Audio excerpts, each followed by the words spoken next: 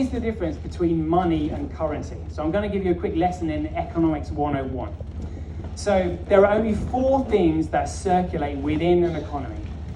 You have goods that are manufactured, you have services that are provided, you have commodities which are only ever extracted or grown, and then you have securities that are issued, and they are certified or they are secured entitlement.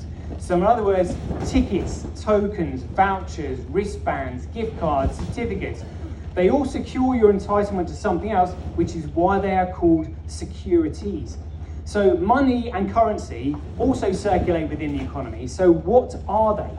So this is the difference. So the word commodity is an amalgamation of 3 words. It's first of all something that's common, so it's only ever extracted or grown, that's then been itemized, so common and then IT. So in other words, packaged, barreled, boxed, bottled, whatever. And then uniquely identified so that you have a claim on that item of common value. So the word commodity is a common item identified. And you can see in the word commo, IT, and then DITY, common item identified.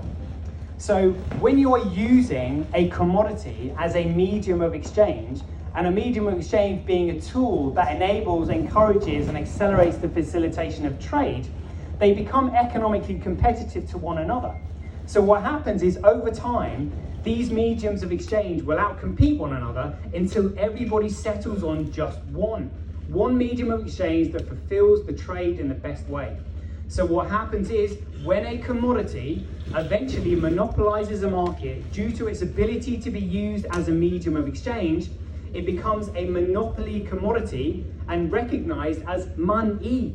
That's what money is. The word money, mon being the singular, the y being the commodity. So that's what money is. So then what's currency? Well, what happens is when people start using a security, so gold certificates, for example, that are then sort of removed from gold, you end up with securities fraud. But when people start using a security as a medium of exchange within a closed economic area or private community where the issuer of that security has the power and authority to back up your claim of entitlement, it becomes a circulating security and referred to as currency because a current flows and circulates. So it's the currency, the security, which is meant to secure your entitlement to the value of the money. But if you remove money from currency, Nixon shock, 15th of August 1971, that's when you end up with securities fraud, because the security doesn't secure your entitlement to anything of value anymore.